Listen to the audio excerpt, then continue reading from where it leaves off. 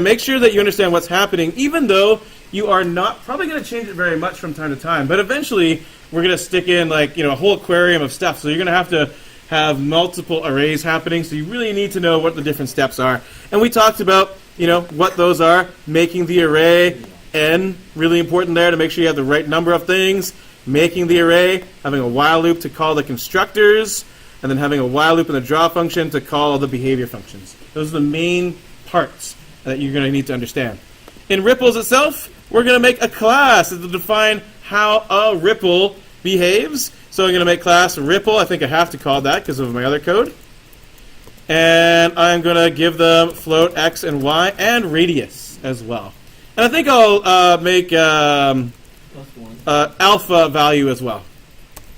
Remember, those are just the instance variables right there. Those are my number one, instance variables. You're just saying what does a ripple need to know. We talked about that a little bit, so I won't go into that too much more. Constructor, there we go. It's going to have the same name as the class. Yep, and no void. Avoid the void. We're going to start the variables at certain values, and in order to kind of spread them out, everything's going to be randomized. I'll come back to alpha later, though. So x equals random. Actually, I don't know what the width is. I'll just say width. Y equals random. I don't know what the height is. So I'll just say height. And r is going to be a random number. And at this point, I need to choose what is going to be my maximum size of my ripple. That is a personal question. It's between you and your ripple. This is weirdly strange. But anyways, I'll leave you to decide. I'm going to say my ripples are 300 at their maximum size. I don't know why 300. I just chose it. Okay, there you go. So I want the starting ripples to be anywhere from 0 to 300 when they begin. Because, if you started filming in the middle of that rainstorm, some would be very big, some would be just starting. So we'll get a nice wide variety of ripple sizes. Now, behavior functions is number 3.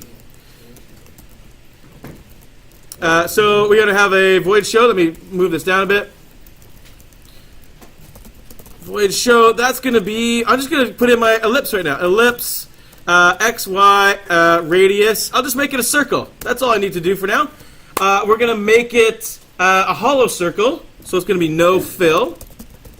So that's an empty circle. And I think that's a good place just to stop right there.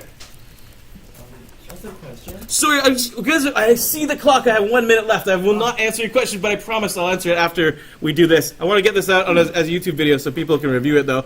We're also going to do void act, which means it's got to grow. How does something grow? Well, r equals r plus whatever speed you want it to grow at. I'll say 1. That's a nice, slow, gradual ripple growth.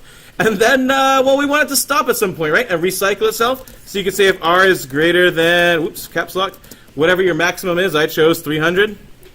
Then I'm going to re-randomize all those variables. Well, actually, just 2 of them. X is going to be another random number to put it somewhere out there random. Width. Random height. I can't spell to save my life. At least on a Surface keyboard. I'm going to reset the ripple back to 0, though. The size of the ripple of radius is going to go back to 0 because I want them to be baby ripples when they restart. If I run this, we'll get this. Which is not quite what we had before, but that's a good start. And hopefully, if you could get there, wow, you are totally getting it. This is fantastic. You are understanding how that class works. If you didn't quite get to this point, then that's okay. To get further, I'll just mention that to get the projection thing, I just took one of my height, I just divided it by 2. So that the height is always half of the width, so I sort of slanted them down. No big deal, that's not really object-oriented programming, that's just a trick I did. And if I wanted to get them so that they fade away, I can calculate alpha, which I will save for next class. We will see how to do the alpha for next class. And we'll have a new puzzle. It's going to be snowflakes. Snowflakes will fall from the sky for next class. We'll do it all over again. Thanks, everybody. See you on Monday next week.